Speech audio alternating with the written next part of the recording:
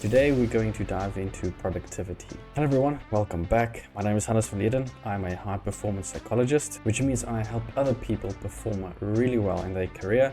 And I'm here to help you too. We all strive for success and growth in our career. Sometimes it can feel like we're stuck on a hamster wheel and we're not getting anywhere. Have you ever wondered why? Well, often it boils down to our habits. In this video, I'm going to shed light on 9 habits that might be keeping you behind and preventing you from reaching your full potential. Number 1.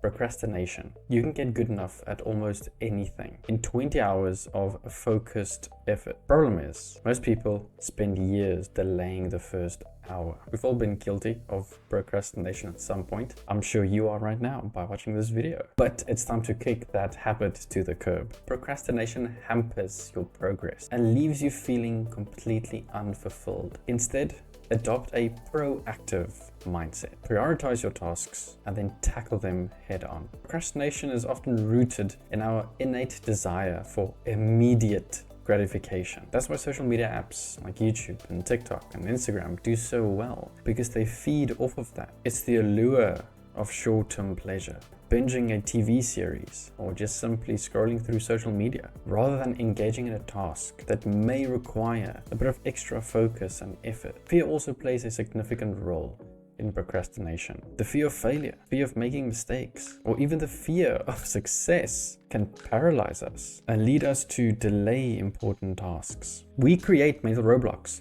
that keep us from moving forward. Some of you may be chronic perfectionists, believing that if you can't complete a task perfectly, there's no point in even starting at all. Now, this mindset can be incredibly self-sabotaging, as it will prevent you from making any progress in the first place. You already know what the consequences are of your procrastination. You'll probably be missing a few deadlines. Maybe you already are, and you very well know it will increase your stress levels through the roof. And do I even need to say this? It is going to reduce your productivity. But maybe the worst of all, it will deteriorate your reputation. Consistently procrastinating can harm your professional reputation. Colleagues and superiors might begin to view you as unreliable. Now, this can lead to missed opportunities and even just career growth. So how do you overcome this? Simple. 3 things. Set clear, achievable goals. Break tasks into smaller and manageable chunks, because this will make them feel less daunting and much more achievable. Create a structured routine.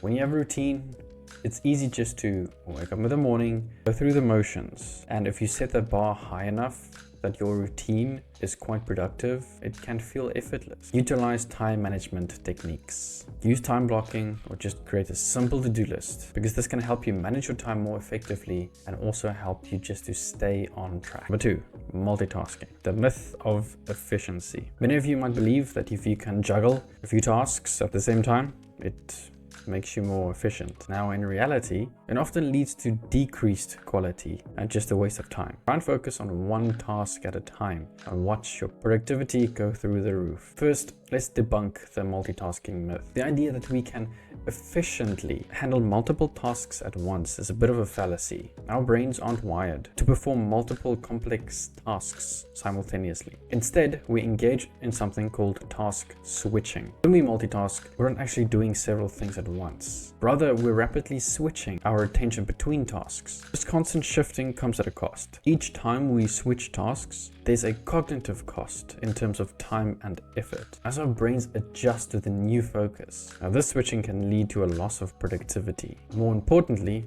a decreased quality of work. Number 3, lack of planning. Without a clear plan, you are setting yourself up for confusion and many missed opportunities. Start each day with a well-structured plan, because it provides direction and purpose and ensures you make the most of your time. At its core, planning involves creating a roadmap, a deliberate, systematic approach towards achieving an objective. It's the process of thinking ahead, outlining your goals, and determining the steps required to reach them. Planning allows you to anticipate obstacles and maximize your chances of success. What are the consequences of failing to plan? This could be a chaotic work environment. You may find yourself reacting to urgent tasks rather than pursuing your long-term goals. Now, this reactive approach often leads to stress and a sense of being overwhelmed. You can miss many opportunities when you're just floating around and you have no clear direction. A lack of planning can lead to the misallocation of resources, both in the terms of time and money. What's the art of effective planning? Set clear goals, break them down, prioritize them,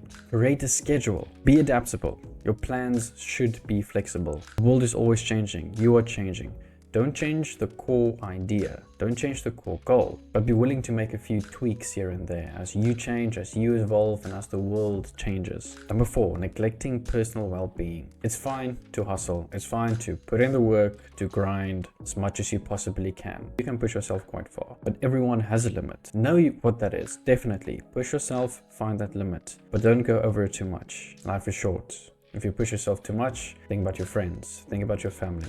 They need you. If you push yourself too much, well, even a rev counter has a red line and then the engine is done. So just make time for exercise, make time for relaxation, just have chill time, have time to recharge your batteries. A healthy mind and a body is essential for career growth. Picture yourself as an athlete when you're in business. What does a professional athlete do? They drink their water, they go to bed on time, they watch what they eat, they take care of their bodies, they take care of their mind. It could help if you do the same. If you are overworked and you are overstressed, your productivity just is rock bottom. And a tired and overwhelmed mind will struggle to make the right decisions. And then mental health issues. Ignoring your mental well-being can lead to anxiety, depression, and other mental health struggles. Number 5, constantly checking email. Let your email inbox dictate your day. Try and limit the time you spend checking your emails because it takes about 30 minutes to an hour to regain any focus you had when you just simply check your emails. Create a very specific time schedule for them. Otherwise, get into your flow state and do the work. I know it can be alluring to check your emails every 2 seconds because there's immediate gratification. Or maybe you are fearful of missing out on something. Maybe an important message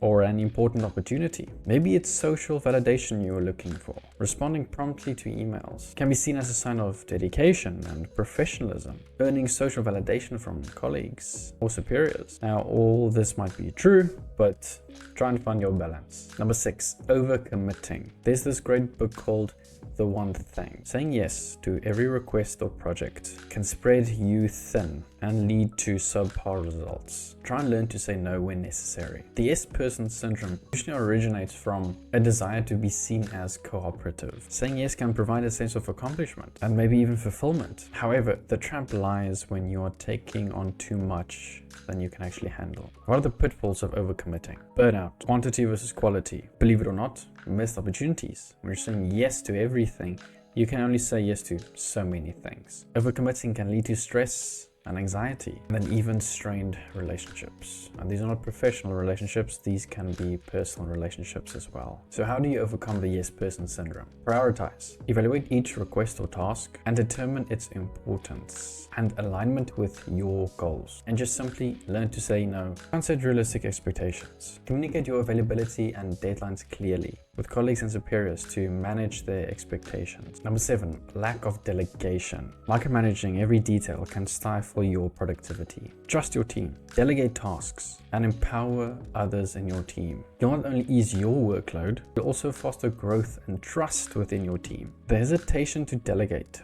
often stems from a desire for control. You might think that no one can handle this task as well as you. Now, while these concerns are valid, it can hinder your progress and that of your team. Number 8, neglecting soft skills. Technical skills are vital, but soft skills like communication, leadership, and adaptability are equally important. Soft skills encompass a wide range of non-technical abilities and interpersonal attributes that enable individuals to work effectively with others and navigate various professional situations. These skills are often referred to as people skills or life skills, and they play a pivotal role in how you interact with colleagues, superiors, clients, or even yourself. There's a hidden power in soft skills, and that's effective communication, emotional intelligence, adaptability, leadership, and very important, conflict resolution. How do you develop these soft skills? Self-awareness, training and practice. Seek out opportunities where you can work on your people and communication skills. Join a workshop, seminar,